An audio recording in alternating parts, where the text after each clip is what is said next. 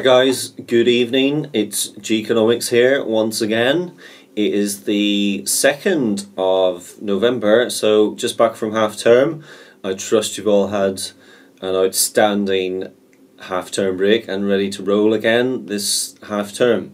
So let me just bring you up to date with a few things which are happening this half term. So in 2 weeks' time we've got the Bank of England Challenge at the Hilton Hotel in Gateshead, where we are one of 8 teams in the regional competition, regional heat. Looking forward to that very much. Next week we have KPMG accountants coming in to deliver some training, a little bit of a lecture to the 6th form. G-Economics Meets episodes 1 and 2 now uploaded. If you haven't had a look, do please check them out. My thanks again to Professor Ron Beadle and Gareth Johnson from Brew and Dolphin. We've got another couple of G-Economics meets in the pipeline already scheduled, so looking forward to that.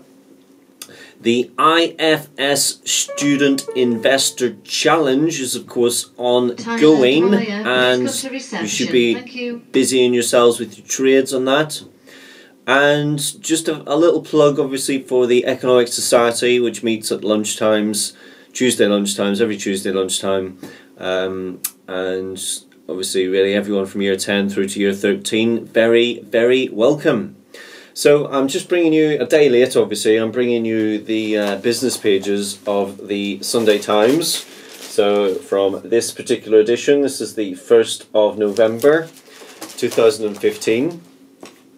Very important edition if you are participating in the Bank of England Challenge, and really the articles which I wish to discuss are very pertinent obviously to all economists, but particularly those of you who are participating in the Bank of England competition. So the first article I want to look at is on page 2. It's just a small article, a column article here by Catherine Cooper, economics correspondent Catherine Cooper, and it's entitled "Export Fall Dents Bank Forecasts." And the general gist of this article is the demise, the decline, the falling demand in China and other emerging market economies is denting the demand for UK exports. And as a consequence of that, it looks likely that the date at which Mark Carney and his colleagues at the Bank of England and the Monetary Policy Committee, the date at which they will start to quote-unquote normalise monetary policy in terms of raising the base rates once again, that just keeps getting pushed further and further and further back into the distance. And so now I can't remember exactly what they're saying here. Oh yeah, it says markets are not pricing in the first increase until early 2017. So remember that monetary policy does target inflation sort of 1 or 2 years ahead due to the lagged effects with monetary policies, I'm sure you're all aware of. And this week the monetary policy meets again on Super Thursday, as it's called.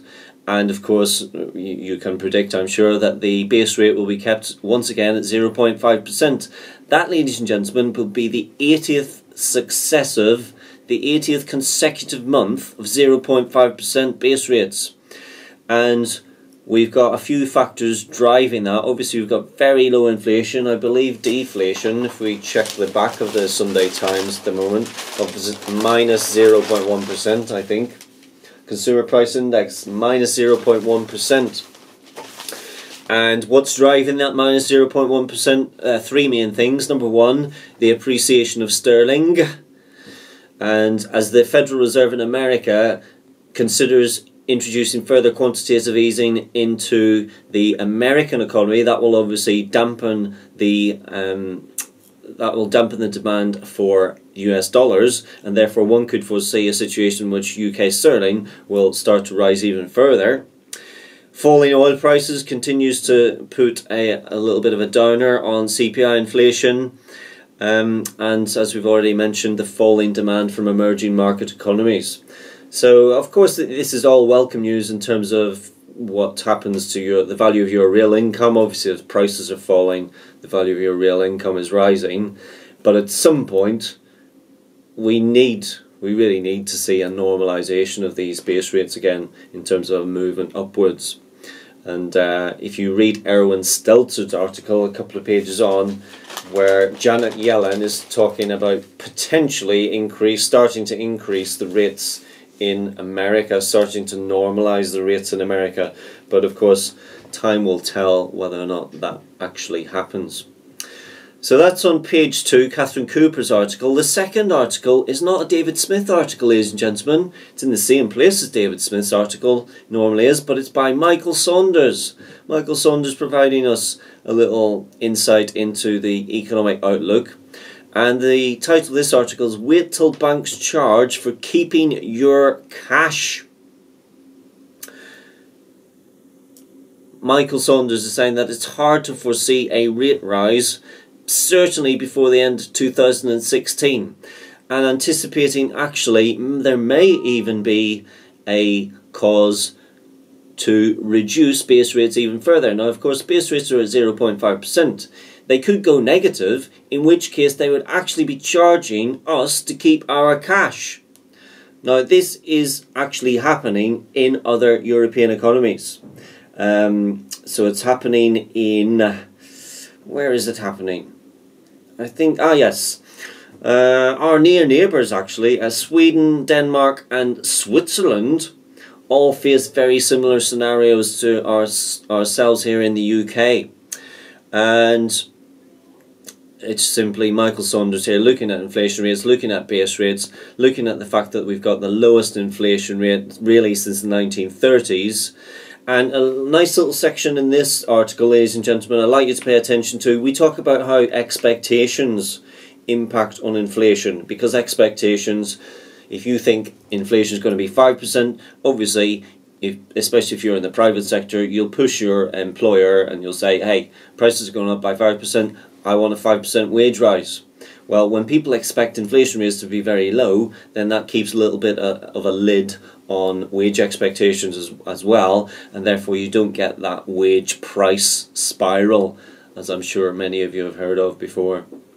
So that's Michael Saunders. Erwin Stelzer talking about Janet Yellen and the US Federal Reserve and what's potentially going to happen maybe to the base rate in the US, and we'll be watching that keenly.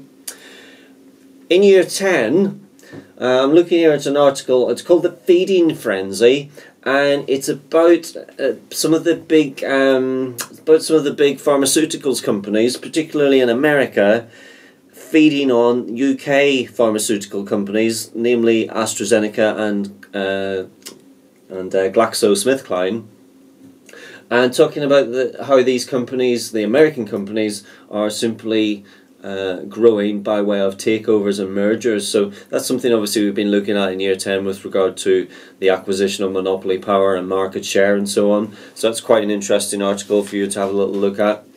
And I think actually that's it, ladies and gents. I wasn't really going to say anything else about any other articles in here. There's an interesting article about Uber, the taxi firm, but it's about what's happening in the United States of America with regard to Uber rather than in the UK. And I think, ladies and gentlemen, I'm going to leave it at that. So short and sweet today. Stay tuned, keep subscribing, and I'll see you next week.